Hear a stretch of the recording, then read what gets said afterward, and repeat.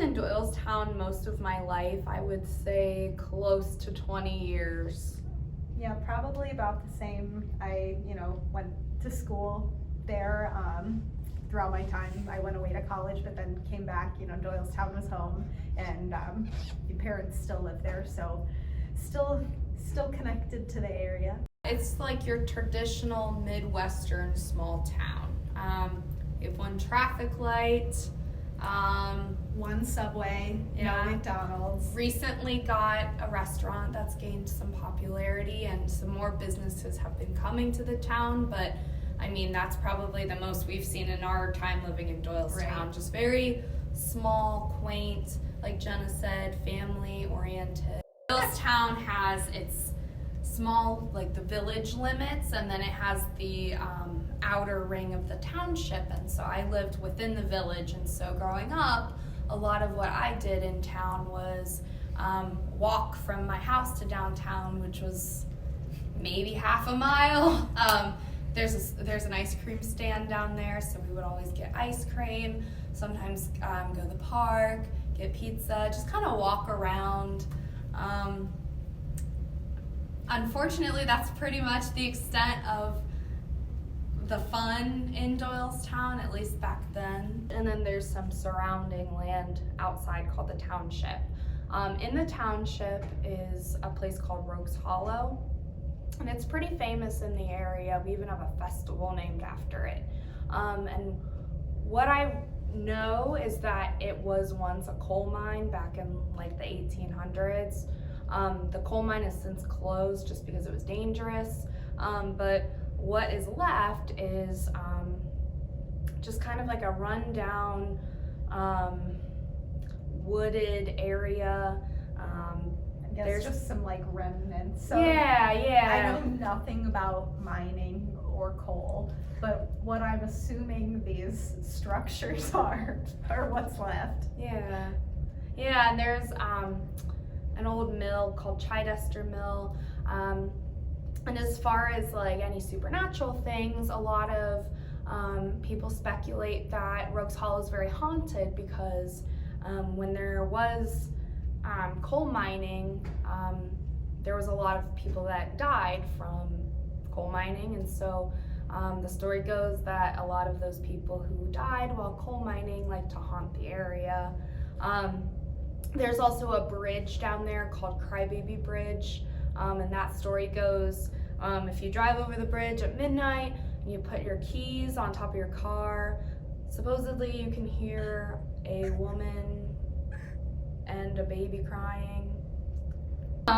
But I would say like the last thing about Rogues Hollow in particular is that there's also a part of the road where there's like a weird intersection, and I don't know if you know this, but I think I took that way to school. Probably. There's this weird intersection, and there's all these stop signs, and it makes a triangle, and I remember growing up, people used to call it the Devil's Triangle, and if you stopped there, the devil would come visit you. So me personally, I've never really experienced anything. I can say though that driving in Rogues Hollow, especially at night, it is a little eerie. The roads are very windy and narrow, and I think with not a place you would like want your car down at. I haven't like seen anything or really heard anything, but there's definitely a creepy vibe down there, and it's hard to know if it's on your head from all the stories and myths you've heard or if there's actually a creepy feeling. It's kind of hard to say, but there's definitely just a weird vibe down there, I would say. Yeah, I would concur with that. I feel like I go back and forth about, oh, it's all in my head versus like I truly believe in like supernatural stuff. But I know like one time at the elementary school, like they would always, like they made a big deal about the like bathrooms being like especially haunted, like the girls' bathroom. And like I remember like I was probably like 9 or 10 and like just trying to go to the bathroom at school, and there was some weird like banging around in the bathroom, and it just kind of like permanently creeped me out. Like I kind of was like, wouldn't hang out in there for any prolonged period of time or anything, probably just because it was an old building, but with all the legends, just don't take any chances. We went to elementary school together, and actually Jeffrey Dahmer went to our elementary school for a very short time early in his life. He lived in Doylestown before moving to Bath and going to Revere. I remember like hearing stories of like even like lunch ladies and like other people at the elementary school when we were there, like they, you know, if they were older, you know, when we were in school, that like they even remember him like as a student there and just like already experiencing like odd behavior when he was, you know, already at that age. So it's just kind of weird to like make those connections. Yeah. And speaking of our elementary school, it was called Hazel Harvey, and I remember in elementary school there was always a rumor that